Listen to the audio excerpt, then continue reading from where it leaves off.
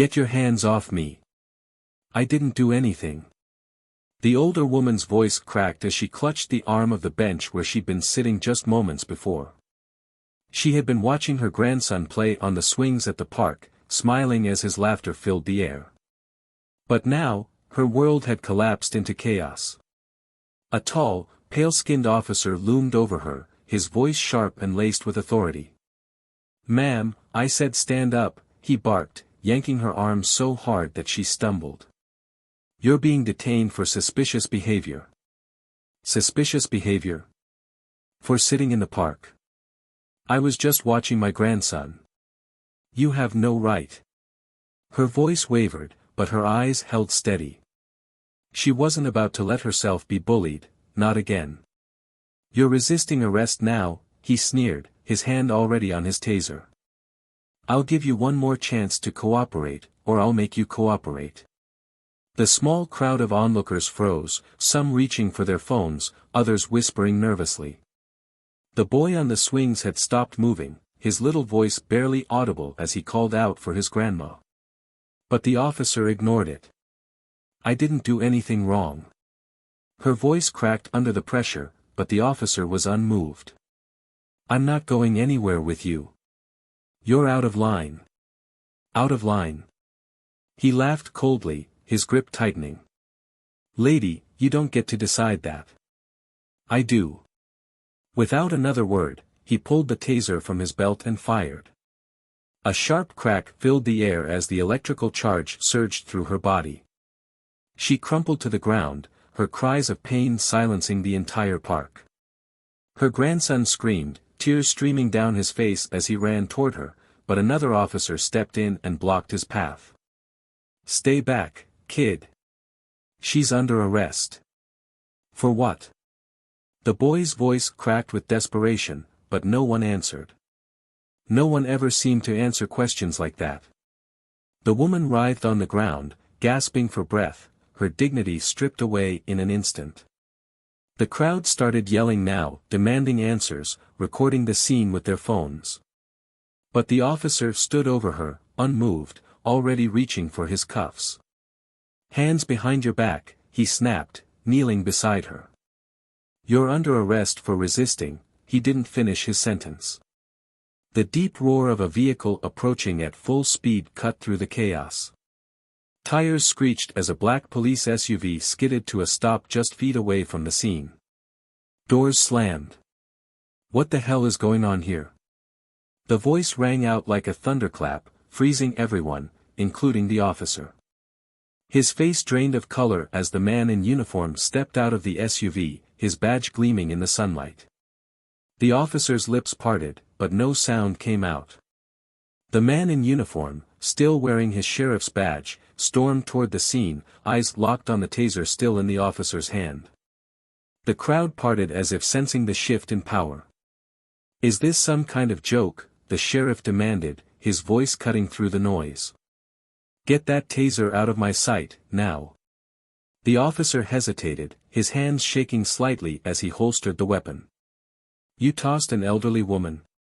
The sheriff's voice trembled with rage. "In front of her grandson. Are you out of your damn mind?" The younger officer stammered, She was resisting arrest, for what? Sitting on a park bench." The sheriff dropped to his knees beside the woman, his hands trembling as he checked her pulse. Her eyes fluttered open, pain and disbelief written all over her face. "He tossed me," she whispered. "For nothing." Her words sent a shiver through the crowd. The sheriff looked up slowly, his jaw tightening as he stared at the officer, who now seemed to shrink under the weight of the attention. "Do you even know who she is?" The sheriff's voice was quieter now, more dangerous. "Do you have any idea?" The officer swallowed hard. "No. Sir." "You should," the sheriff said, rising to his full height. "Because you just made the worst mistake of your career." The crowd erupted as the sheriff pointed to another officer and ordered him to detain the one who had used the taser. The tables had turned in an instant, but the tension was far from over. What the crowd didn't know, what no one there knew, was that this wasn't just about an act of police brutality. This was personal. And the truth about who the sheriff really was, and why this woman mattered so much, was about to come out in a way that no one could have expected. What happened next would shake the entire department to its core. At Plow of Twist, we firmly stand against racism, prejudice, and injustice in all forms. This story, while fictional, reflects real struggles faced by many in the Black community. We share it to shed light on these issues, inspire reflection, and emphasize the importance of justice and equality. To everyone watching, especially our Black viewers, we see you, we support you, and your voice matters. Enjoy the story, and don't forget to subscribe to the channel and turn on notifications so you never miss a twist. Now, sit back and get ready for a powerful and emotional ride. The air was thick with the scent of freshly cut grass and the faint sweetness of blooming flowers. It was a warm afternoon at Riverside Park, the kind of day where children's laughter filled the air and families lounged under the shade of old oak trees. For many, it was just another peaceful afternoon. But for Elaine Porter, it was a rare moment of tranquility she hadn't felt in years. Elaine was a woman who had lived through more storms than most. At 63, her body bore the subtle marks of time, wrinkles etched around her eyes and hands that told stories of hard work and resilience. Her hair, now a crown of soft gray curls, framed her face in a way that made her look both regal and grounded. She wasn't tall, but she stood with a quiet strength that made people take notice. Today, she sat on a weathered wooden bench near the playground, her eyes fixed on her grandson, Mikey, as he raced back and forth on the swings. Mikey was only 6, but his energy seemed limitless. Every kick of his legs sent him higher into the air, and each giggle that escaped his lips made Elaine's heart swell. He was her everything, the reason she pushed through long shifts as a home caregiver, the reason she still fought so hard to keep going despite the losses she'd endured. Elaine's daughter, Mikey's mother, had died suddenly 2 years earlier, leaving behind an empty space that Elaine had filled as best she could. Raising Mikey wasn't easy, not at her age, but she'd never once considered giving up. She promised herself, and her daughter, that Mikey would grow up loved, protected, and proud of who he was. That was why moments like this mattered so much. A simple afternoon in the park, where Mikey could just be a kid and she could catch her breath, felt like a gift. Elaine adjusted her glasses and reached for the small thermos of lemonade she'd packed earlier, smiling softly as she watched Mikey run toward the slide.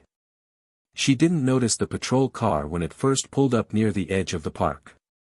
She didn't see the officer step out or the way his eyes swept the area until they landed on her. But when his shadow stretched across her bench, blocking out the sunlight, she felt it. Officer Brian Keller stood tall, his uniform crisp and spotless, his posture rigid. He was young, mid-30s, maybe, but there was something hardened about him, something that made him seem older than he was. His buzzed blonde hair and sharp blue eyes gave him an imposing presence, one that he carried with pride. Keller had been on the force for almost a decade, and in that time, he'd developed a reputation. To some, he was a man who upheld the law without compromise.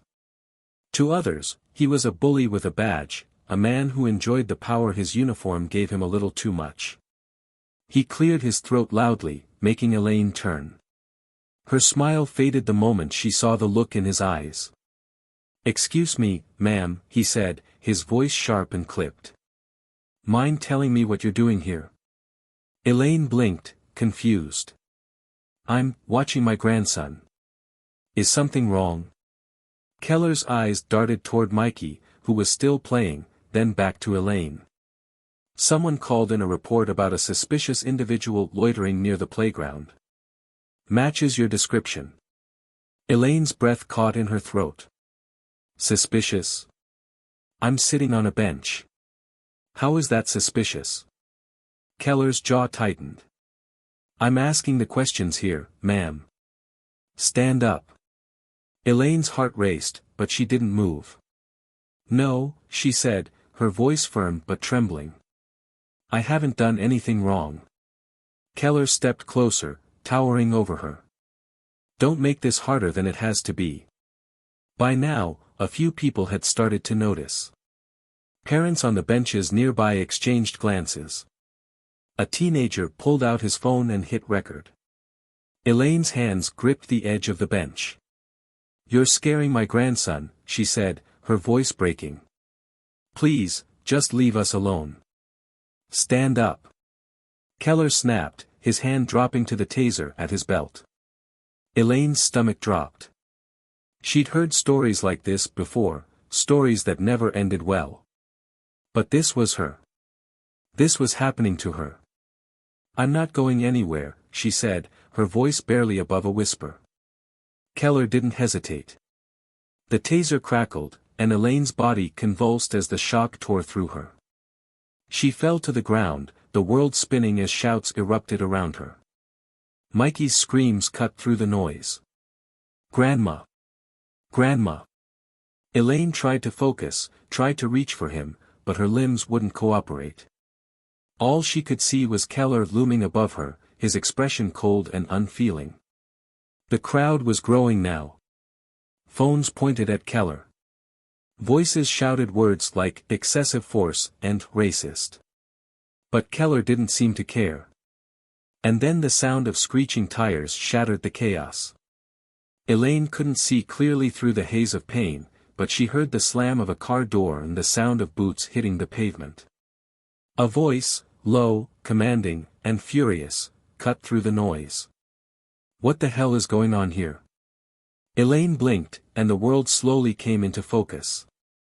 She saw the man in the uniform, the sheriff's badge on his chest, and for a moment, she thought she was dreaming. Because standing there, with fire in his eyes and rage in his voice, was her son. Darius Porter wasn't just a sheriff, he was one of the youngest and most respected in the state. His rise through the ranks had been quick, fueled by determination, intelligence, and an unshakable belief in justice. But at that moment, none of that mattered. All Darius saw was his mother on the ground, his nephew crying, and the officer who had done it standing frozen like a deer caught in headlights. Elaine tried to speak, but the words wouldn't come. Darius's voice thundered. "Put that taser down. Now." And in that instant, everything began to change. Darius's boots struck the pavement with force as he marched toward the scene, his broad shoulders squared and his hands clenched into fists at his sides. The weight of his badge felt heavier than ever, but in that moment, it wasn't the authority of his uniform that drove him forward, it was the raw, unfiltered rage of a son watching his mother crumpled on the ground, humiliated and broken. The crowd buzzed with tension, a mix of whispered questions and sharp accusations, but all Darius could hear was the shallow, labored breathing of his mother and the gut-wrenching cries of his nephew. Mikey's small hands gripped Elaine's arm as though letting go might make her disappear, his sobs cutting through the noise like sirens. Darius's sharp voice sliced through the chaos, each word crackling with authority and anger. "Put that taser away right now and step back." The command echoed, leaving no room for argument, and Officer Brian Keller froze in place. His face, already pale, seemed to drain of all color as recognition dawned in his eyes.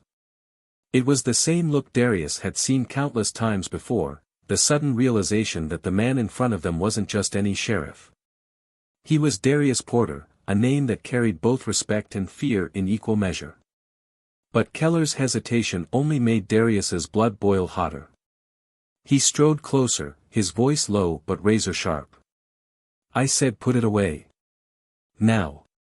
Keller fumbled with the taser, slipping it back into his belt with trembling hands, but Darius didn't break his gaze. He refused to give Keller even a second to recover his composure. Instead, he dropped to one knee beside Elaine, his voice softening as he spoke to her. "Mom, it's me. It's Darius. I'm here now. I've got you." Elaine's eyes fluttered open, and for a moment, relief flickered across her face. But then it was gone, replaced by something that hit Darius like a punch to the gut, shame. He could see it in her trembling lips and the way she averted her eyes, as if she believed she had done something wrong. He hated that look. Hated what it meant. She tried to speak, but he shook his head gently. Don't talk right now. Just breathe. I'm here. You're not alone. Mikey's voice broke the moment, raw and full of fear. Uncle D, he hurt her. He hurt Grandma. Darius pulled the boy close for just a second, enough to feel the trembling in his small body. His nephew's words pierced through him, feeding the fire already burning in his chest. But Darius forced himself to stay in control. He needed to keep it together, for Elaine, for Mikey, and for everyone else who was watching. When Darius stood again, his towering frame cast a long shadow over Keller, who straightened his shoulders in a weak attempt to reclaim authority. Who authorized you to make this arrest? Darius's voice was sharp, cutting through the noise like a blade. Keller's response came out defensive, but his voice cracked slightly as he spoke. She was resisting. We had a report about suspicious behavior, and she refused to comply. Suspicious behavior? Darius stepped closer, his tone darkening with every word. She was sitting on a bench.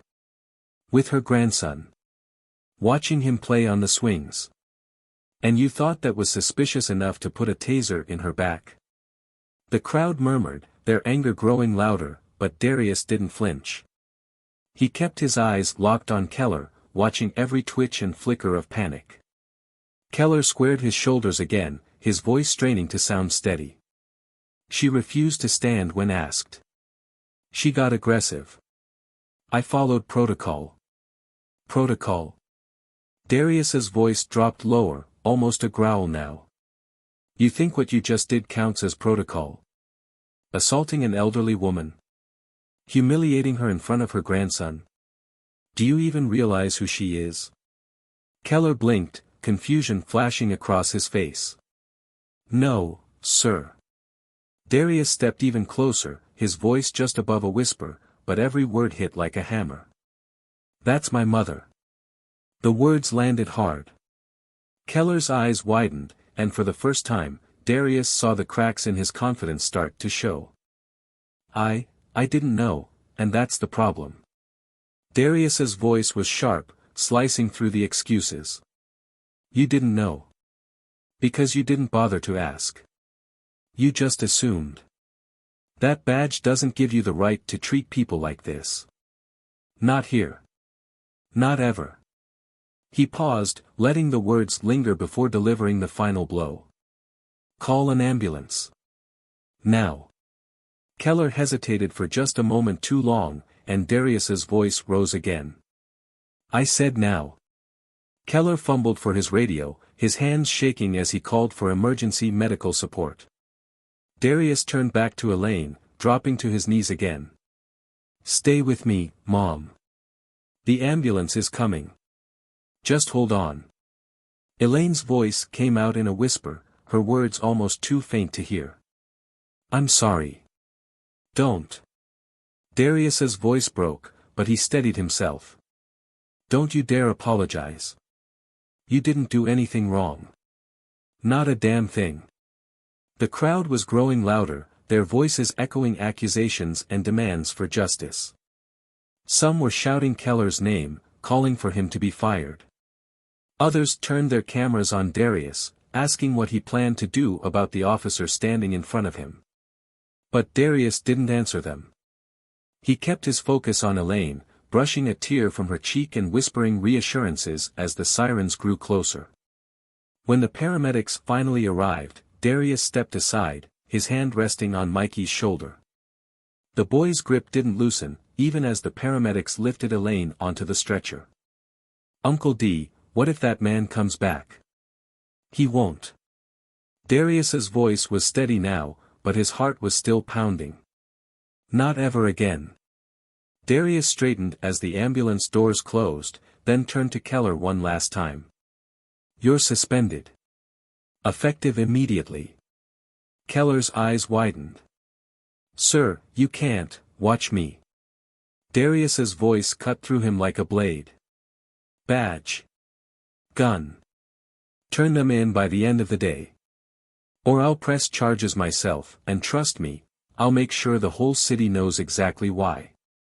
Keller's shoulders sagged as he walked away, but Darius didn't feel relief. Not yet. Because this wasn't over. Not by a long shot. Something about this whole situation felt wrong, too fast, too careless. And Darius knew that when he started digging, the truth he uncovered wouldn't just shake the department. It would shake the entire town. The fluorescent lights inside the hospital hallway buzzed faintly, casting a sterile glow on the polished floors. Darius stood at the end of the hall, his arms crossed tightly over his chest, his back pressed against the wall as if it were the only thing holding him upright. His uniform felt heavier now, suffocating even, and the badge pinned to his chest burned like it no longer belonged there. Mikey was curled up in one of the waiting room chairs, finally asleep after hours of crying and clinging to him. Darius's eyes shifted to the closed door at the end of the hall, where his mother was being treated. He had replayed the scene in his head 100 times already, the taser, the screams, the way Elaine's body had crumpled to the ground like she was nothing. His fists clenched at his sides. He had seen plenty of injustice in his career, but this was personal. And the rage that simmered beneath his skin refused to die down. The door to the room swung open, and the doctor stepped out. She was middle-aged, with tired eyes and a reassuring presence, but even her calm demeanor couldn't ease the knot in Darius's stomach. He pushed off the wall, his voice tight. "Is she okay?" "She's stable, but she's shaken up. There's some bruising, and her heart rate spiked dangerously from the shock. We're keeping her overnight for observation, but she's awake now. You can see her." Darius didn't wait for another word. He was through the door in seconds, his eyes landing on Elaine, who lay propped up in the hospital bed. She looked smaller than he'd ever seen her, fragile, exhausted, but when she turned her head and saw him, her eyes softened. "You didn't have to come all the way back here," she said softly. "I'm fine, Darius. Fine." His voice cracked despite his efforts to hold it steady. "You're in a hospital bed because some punk with a badge thought he could treat you like dirt. That's not fine, Mom. Not even close." Elaine reached out and took his hand, her fingers warm against his skin. He could see the tremor in her grip, but her voice stayed steady. "Don't let your anger eat you up. That's what they want, to make us angry, to make us lose control." Darius shook his head, pulling his hand back. "This isn't about control. It's about justice." He paused, lowering his voice. "And I'm not walking away from this." Before Elaine could respond, the door creaked open again. Deputy Harris stepped inside, his face grim. "Darius, we need to talk." "Not now. It can't wait." Harris hesitated before continuing. "We pulled the security footage from the park. And we found something." Elaine's eyes darted between them, worry creasing her brow, but Darius squeezed her hand one last time before turning to Harris. "Let's go." The two men stepped into the hallway, and Harris didn't waste time. "We checked Keller's body cam and the park's cameras." Darius braced himself. "And?" "Keller knew who she was before he approached her." Harris's voice was tight, his eyes darting around to make sure no one else was listening. He was watching her for almost 10 minutes before he made his move. "And it gets worse." Darius's stomach twisted. "Worse how?" Harris swallowed hard. "Keller's been flagged before, twice. Complaints of excessive force against black civilians. Both cases were dismissed, but the records were sealed fast. Too fast." Darius's mind raced. "Who sealed them?" "The chief." Harris's voice dropped even lower. "And there's more. After we started digging, we found records connecting Keller to a private group, online forums, encrypted messages. Racist rhetoric. Planning." Darius's jaw tightened, his pulse hammering in his ears. "And he's not the only one." Harris hesitated, and Darius snapped. "Say it." Half the precinct, Darius. Half. They've been covering for each other, burying reports, manipulating evidence. Keller isn't just part of it, he's one of the ringleaders. And this, what happened to your mom, it wasn't random. It was intentional. The air felt heavier, pressing down on Darius as the weight of the truth settled over him. He'd always known there were cracks in the system, but this was rot, deep and spreading. His voice came out low, almost a growl. Where is Keller now? Harris's hesitation said it all. He's gone. Didn't show up to turn in his badge. And we can't track him. Darius's hand shot to his radio. Find him. And get everyone in that group under surveillance. I want names, addresses, connections. Now. Harris nodded and turned to leave, but Darius grabbed his arm. And Harris, this doesn't leave the room. Not yet. The deputy's eyes met his, and Darius saw the same fire burning there.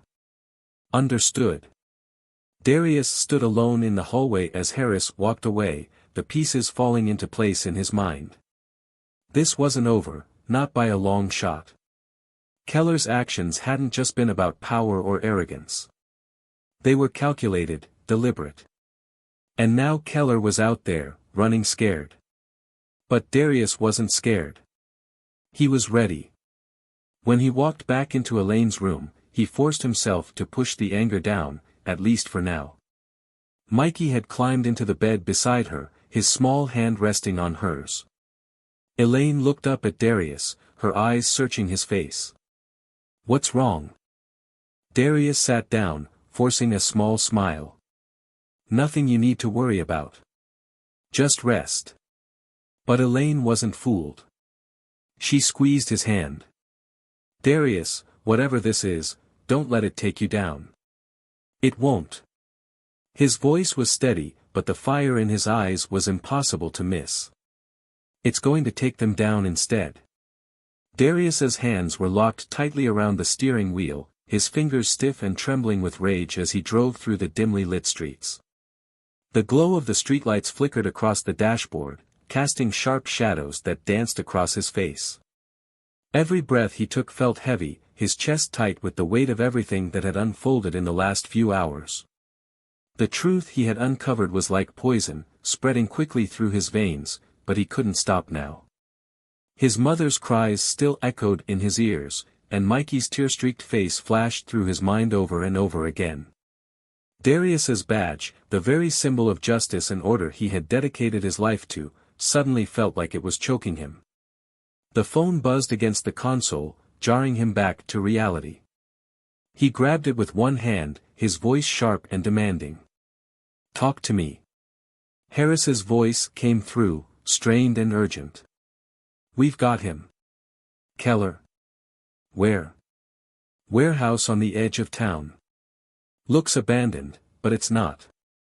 Harris's words came fast, each one tightening the knot in Darius's stomach. It's crawling with people, some off-duty officers, some guys I don't recognize. Darius pressed his foot harder on the gas pedal, the engine growling as the car sped down the empty road. Stay out of sight. I don't want anyone tipping them off. And tell backup to stand by, but don't move in until I say so. I want this handled clean. Darius ended the call and gripped the wheel even tighter. His mind raced, piecing together the fragments of information. This wasn't just Keller trying to save himself. It was bigger, organized. Calculated.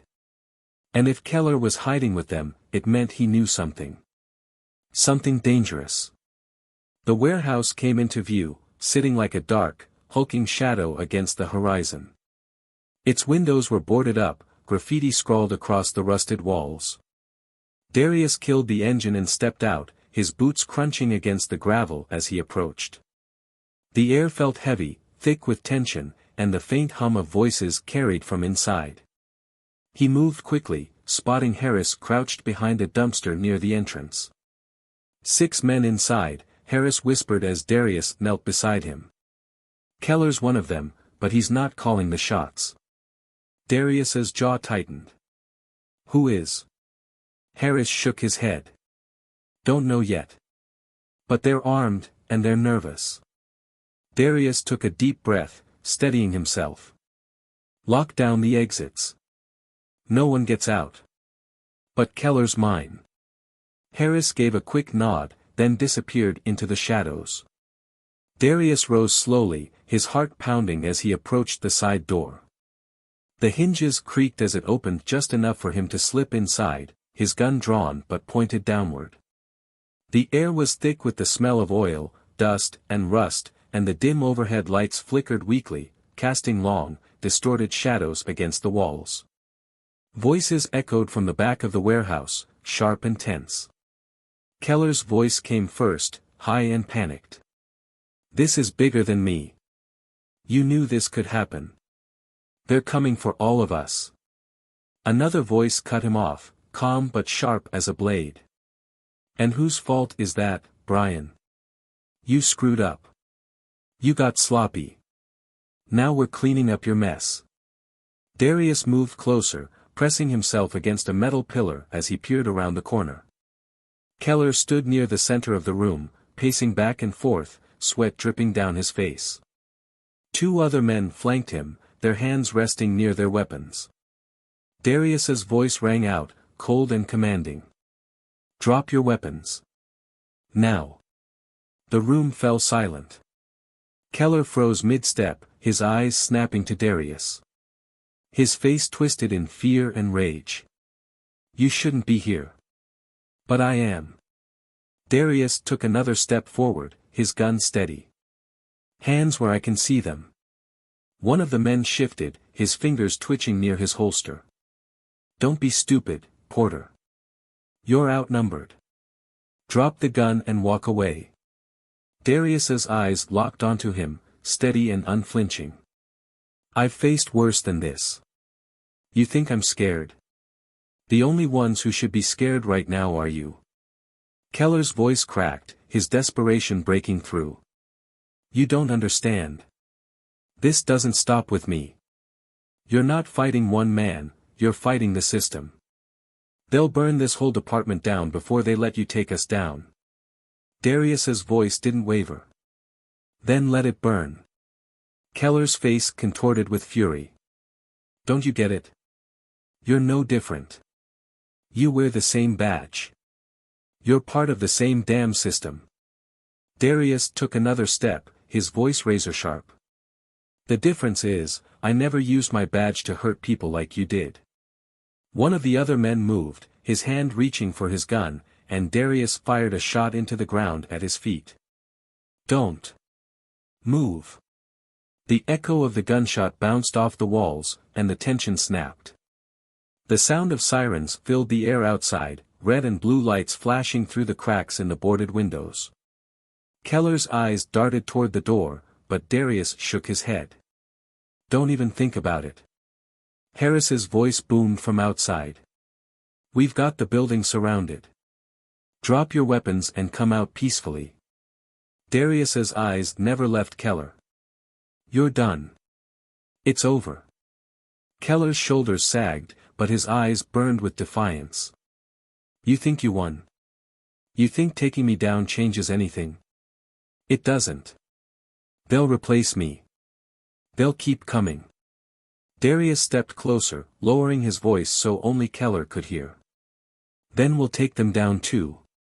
Harris entered with two other deputies, their weapons raised. Keller was cuffed and dragged toward the exit, but Darius stayed behind, his eyes scanning the room. This wasn't just a warehouse. It was a meeting place, a hub for something far bigger than he'd imagined. Harris returned, his face grim. What now? Darius exhaled slowly, the weight of the moment pressing down on him. Now we rip this whole thing apart. Every name. Every file. Every lie. We expose them all. Harris hesitated. And if it goes deeper than we think? Then we keep digging.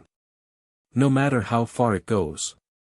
Darius stepped outside, the night air cool against his skin. The sirens faded, but his heart didn't slow. This wasn't the end. Not even close. But it was a start. And for the first time in a long time, Darius felt like justice wasn't just an idea. It was a fight. And it was one he was ready to win. Darius stood outside the warehouse, his breath slow and heavy as the red and blue lights reflected off the broken windows and rusted metal walls. The night air clung to his skin, thick with the weight of everything that had just unraveled. The officers moved quickly, escorting Keller and the others out in handcuffs, their faces pale under the harsh glow of the patrol car headlights.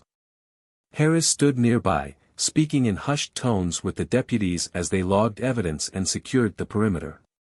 But Darius didn't move. His eyes stayed fixed on the darkened doorway of the warehouse, as if expecting it to pull him back in.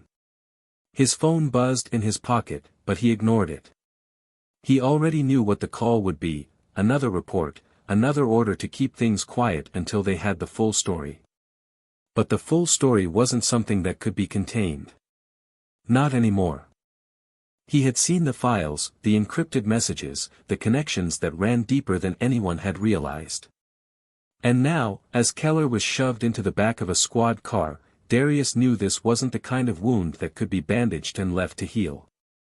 This was something rotten that had to be cut out completely. Harris approached, his expression tight. They're being transported to holding. The DA's office is already involved. But we've got a bigger problem. Darius turned to face him, his eyes sharp. What now? Harris shifted uncomfortably, lowering his voice. Someone's been leaking information. Keller knew we were onto him before we even got here. He paused, watching Darius's expression harden. And it's not just him. Someone inside the department tipped off half the people in that group. Some of them didn't even bother showing up tonight, they're already gone. Darius's jaw clenched. How many? At least 4. But that's just who we can confirm so far. Harris glanced toward the line of squad cars. Internal Affairs is opening an investigation. You know what that means. Darius nodded slowly, his stomach tightening. It meant weeks, maybe months, of inquiries and red tape. It meant officers turning on each other, secrets surfacing, and trust being shattered. And it meant people like Keller weren't just the exception, they were the symptom of something bigger. He rubbed his temples, his voice low and steady. We're not waiting. I want every piece of evidence processed tonight. I want every name linked to this group identified and flagged. Harris hesitated, but Darius's eyes locked onto his. I don't care what it takes. We don't let them slip away. Harris nodded and walked back toward the patrol cars, leaving Darius alone in the shadows. The weight of his badge felt heavier than ever. He had always believed in the system, believed it could be fixed from the inside. But tonight had torn that belief apart. And as much as he hated to admit it, Keller's words echoed in his mind. You're part of the same damn system. The words wouldn't leave him. They dug in deep, stirring something he wasn't ready to face. He had always told himself that wearing the badge meant protecting people, doing what was right even when it was hard. But tonight, he had seen what that same badge had allowed Keller and others like him to get away with for years. And now he had to ask himself, how many more were out there? How far did it go? He didn't realize how long he had been standing there until Harris returned. Darius. His voice pulled him out of his thoughts. Your mom's awake. She's asking for you. Darius's heart skipped, and without another word, he turned and headed for his car. The drive back to the hospital felt longer than it should have, his thoughts swirling as the weight of the night settled deeper. By the time he reached the hospital and stepped into the brightly lit hallways, his shoulders felt heavy, but his focus was sharp. Elaine was sitting up in the bed when he entered, her face pale but stronger than before. Mikey sat curled up at her side, his head resting against her shoulder. She looked up when she saw Darius, relief washing over her face. He stepped closer, his voice softer than it had been all night. How are you feeling? She smiled faintly, but her eyes betrayed her exhaustion. "I'm here. That's enough for now." Darius sat down beside her, his hand resting lightly on hers. She looked at him carefully, her voice quieter. "Did you find him?" "We did. And he's in custody." Elaine let out a breath, but Darius could see the worry still lingering in her eyes. "He's not the only one, is he?" Darius didn't answer right away. "No." She nodded slowly, her fingers tightening around his. "And you're going after the rest of them?" "I have to." Elaine's eyes softened, but her voice was firm. "Then you need to be careful. These kinds of people, they don't go down without a fight." Darius leaned closer, his voice steady. "I know. But I'm not backing down. Not now. Not ever." Elaine studied him, and after a long moment, she reached up and touched his face gently. "You're strong, Darius. Always have been. Just don't let that strength turn into anger. That's not who you are." He swallowed hard, the words hitting him deeper than he expected. Mikey stirred beside her, his small voice breaking the silence. "Is it over now?" Darius looked down at him, his heart aching. "Almost, buddy. Almost." But as he sat there, the truth weighed heavily on him. This wasn't over. Not even close. The men they had arrested tonight were just the surface, and the people pulling the strings were still out there. Watching. Waiting. And he knew that when he started digging deeper, it would only get uglier. But he also knew something else. He wasn't alone. Harris had his back. Elaine had shown him what real strength looked like. And Mikey needed him to see this through. Darius leaned back in the chair, his eyes scanning the room. The battle had just begun. And no matter what it cost him, he was ready to finish it.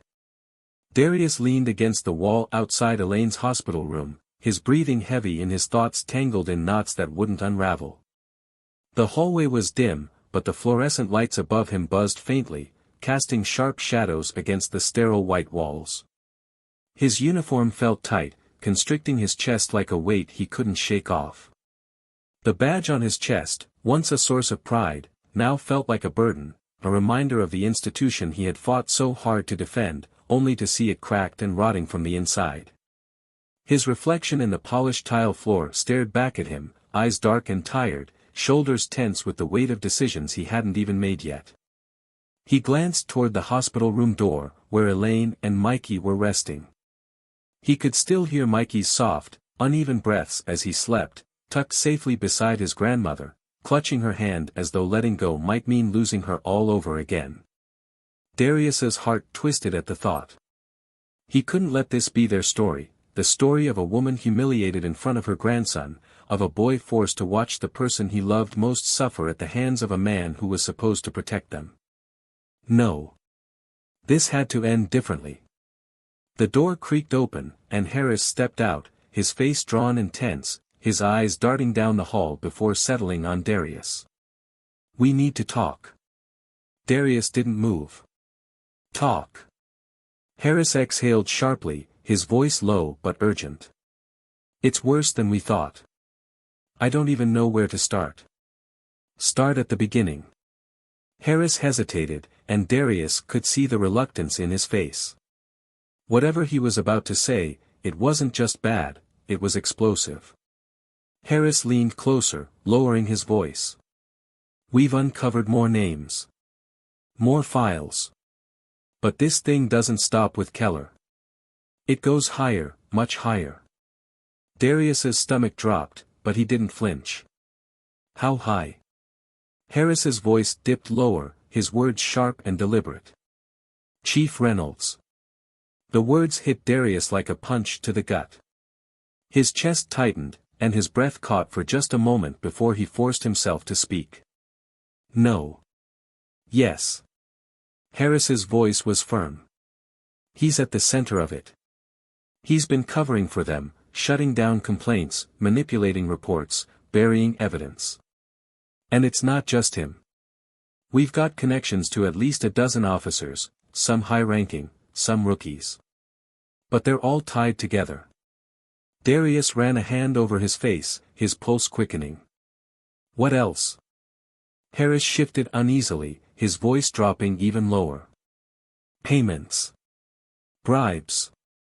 Drug trafficking. Extortion. Even human trafficking. They've been running this for years, and the money's been flowing through the department. Darius felt his jaw clench so hard it hurt. How did no one see this? Harris's voice turned bitter.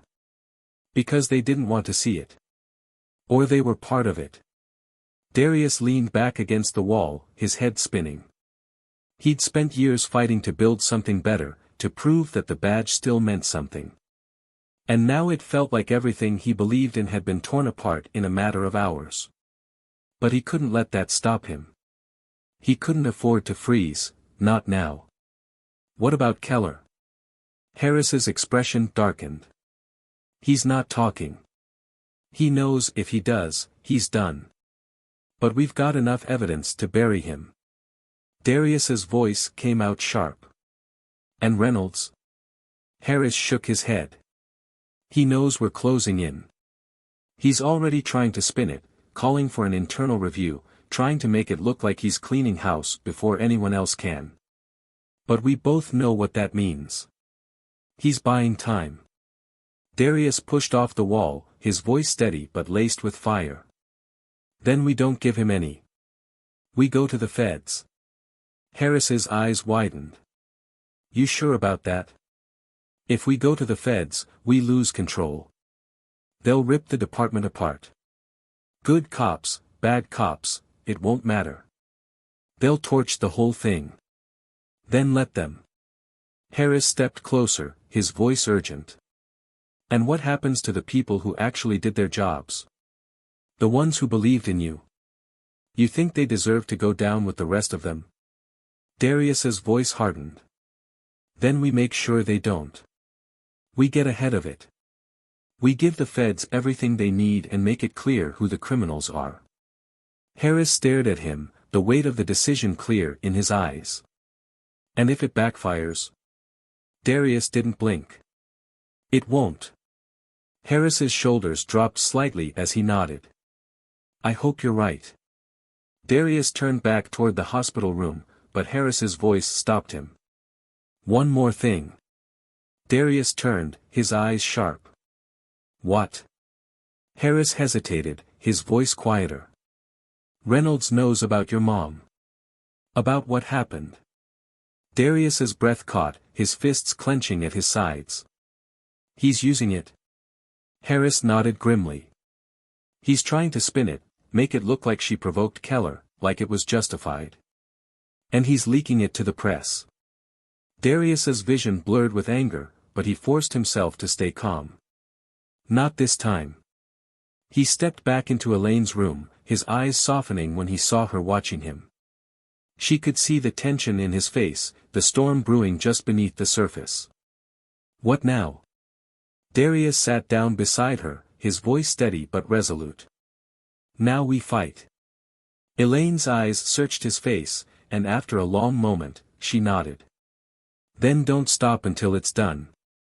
Darius looked down at Mikey, still curled up beside her, and felt the fire burning even hotter.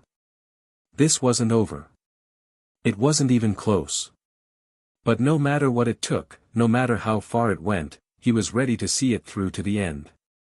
Darius stood motionless outside the hospital room, his shoulders heavy in his hands gripping the cold metal railing along the hallway wall. The faint hum of fluorescent lights above buzzed in his ears, but his focus was elsewhere.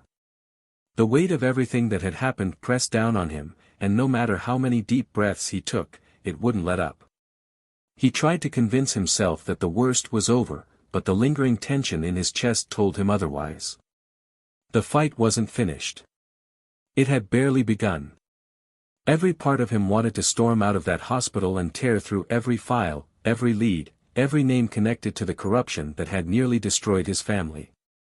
But he knew he couldn't do that, not yet. Not without more evidence. Not without a plan. His eyes darted toward the door, where Elaine and Mikey were resting. Elaine was stronger now, but the memory of her trembling body on the ground and Mikey's terrified scream still echoed in his head. It didn't matter that Keller was in custody.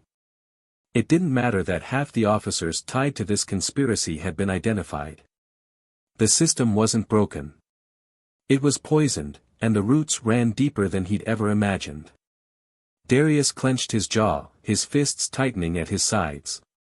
He wouldn't let them get away with this, not after what they had done. The door creaked open behind him, and Harris stepped out, his face pale and tight with worry.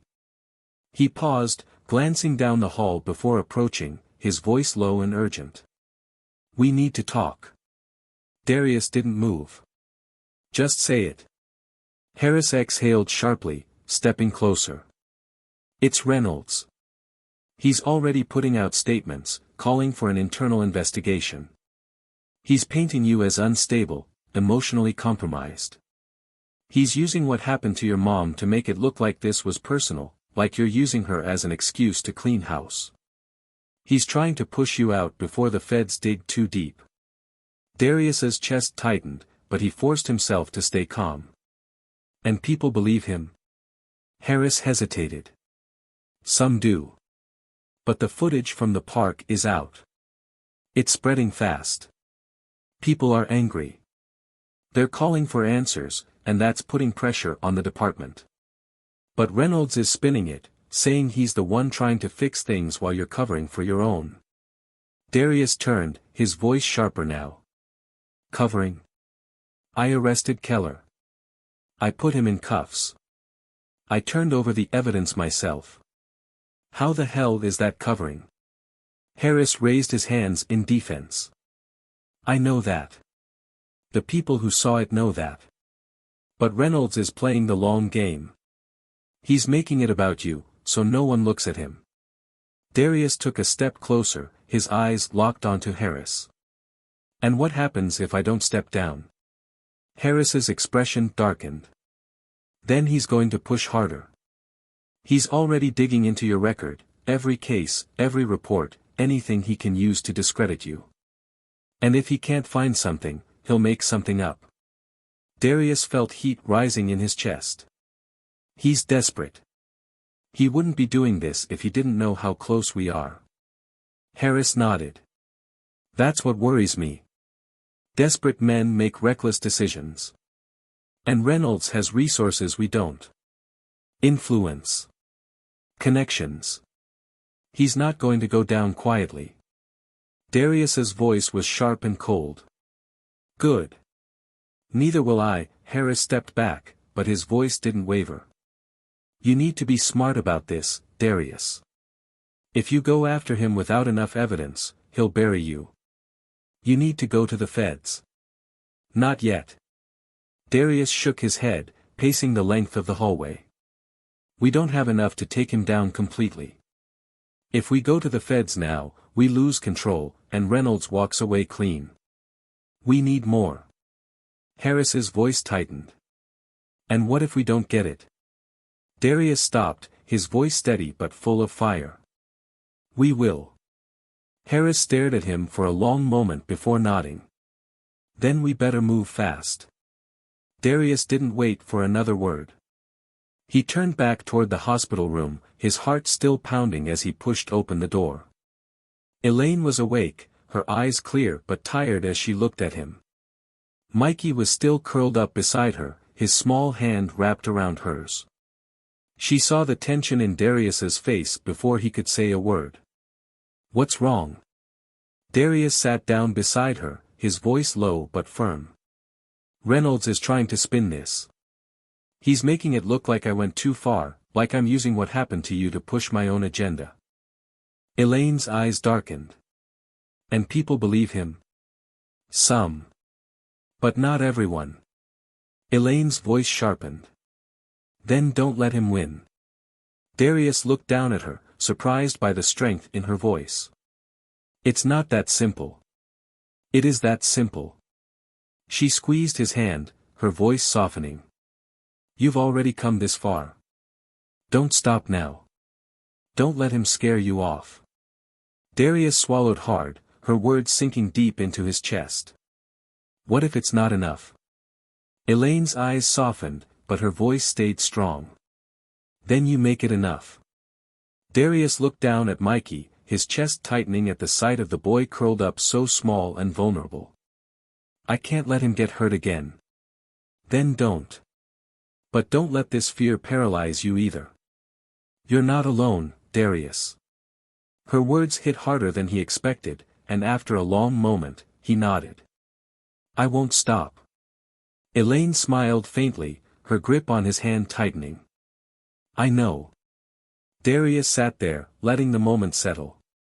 He knew the road ahead was full of risks, and Reynolds wasn't going to go down without a fight. But looking at Elaine and Mikey, he knew there was no turning back. He couldn't let fear stop him now. Not when the truth was so close to coming out. He would fight. No matter what it cost. And this time, he wouldn't fight alone. Darius stood at the courthouse steps, his shoulders squared as the weight of the last few weeks pressed down on him. The early morning air felt heavier than usual, as if the city itself was holding its breath.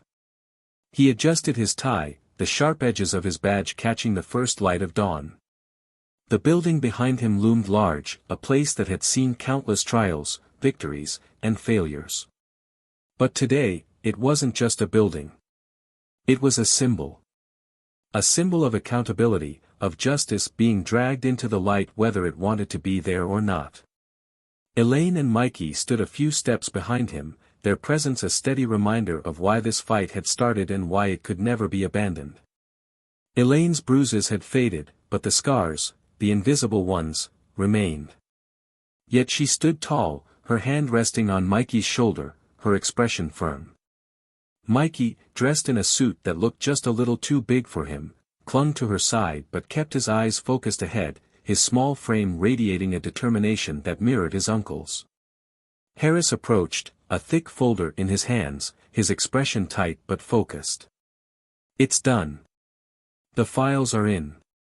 Testimonies, financial records, communications, we tied it all together. Reynolds is finished.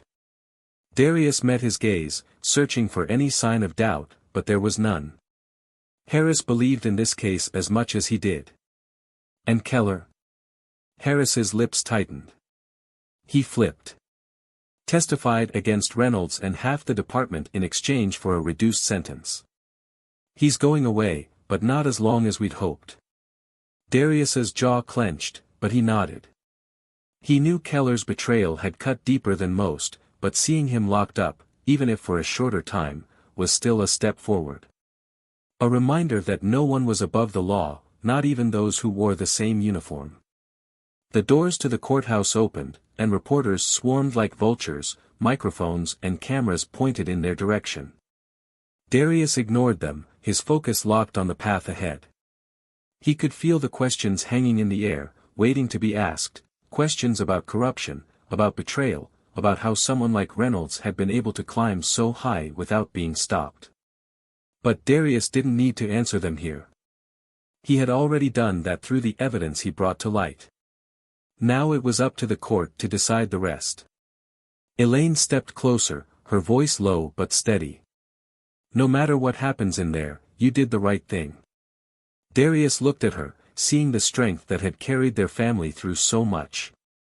He reached down, placing a hand on Mikey's shoulder, and for the first time in what felt like months, he allowed himself to breathe. Inside the courtroom, the tension was suffocating. Reynolds sat at the defendant's table, his expression stoic but his eyes burning with anger. Darius sat just a few rows behind him, his badge glinting under the fluorescent lights. Testimonies were given, evidence presented, and as the hours stretched on, the truth unraveled piece by piece until there was nothing left for Reynolds to hide behind. The verdict came swiftly. Guilty. On all charges. The sound of the gavel echoed through the courtroom, and for the first time, Darius felt the knot in his chest loosen. Justice had been served, but he knew this wasn't the end. It was just the beginning of rebuilding something better. As Reynolds was led away in cuffs, Darius turned back to Elaine and Mikey, their eyes reflecting the same relief he felt. Outside, reporters swarmed again, but this time Darius stopped. He stepped in front of the cameras, his voice calm but firm. This isn't about one man or one case. This is about accountability. It's about trust that has been broken and needs to be rebuilt, piece by piece. We can't ignore what's been exposed here, and we can't pretend it's an isolated incident. This is a reckoning, and it's long overdue. He stepped back, leaving the rest unsaid, because sometimes actions spoke louder than words. That evening, Darius sat in Elaine's living room, the tension of the day finally giving way to exhaustion. Mikey played quietly on the floor, his laughter light and carefree in a way that reminded Darius why this fight had been worth it. Elaine sat across from him, her hands wrapped around a mug of tea, her eyes softer than they'd been in weeks. "You did it," she said, her voice barely above a whisper. "We did it," Darius corrected, meeting her gaze. She smiled, and for the first time, it felt like the storm had passed. But as Darius looked out the window, watching the sun dip below the horizon, he knew the work wasn't over. It never would be. There would always be another case, another fight, another injustice to stand against. And that was fine.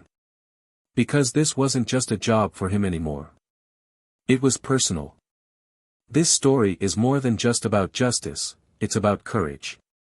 It's about standing up when it's easier to stay silent and fighting back even when the odds are stacked against you. It's about knowing that change doesn't happen overnight, but it happens when people refuse to give up. So ask yourself, what would you have done? If it were your family, your loved ones, your community on the line, would you have had the strength to face the truth, no matter how ugly it was? Or would you have turned away? Let us know your thoughts in the comments below. Share your experiences, your opinions, and your stories. This conversation isn't over, and your voice matters. If you enjoyed this story and want more powerful twists and emotional narratives, don't forget to subscribe to our channel, Tales of Twist. Hit that like button and turn on notifications so you never miss a new story. Thanks for being here, and we'll see you in the next twist.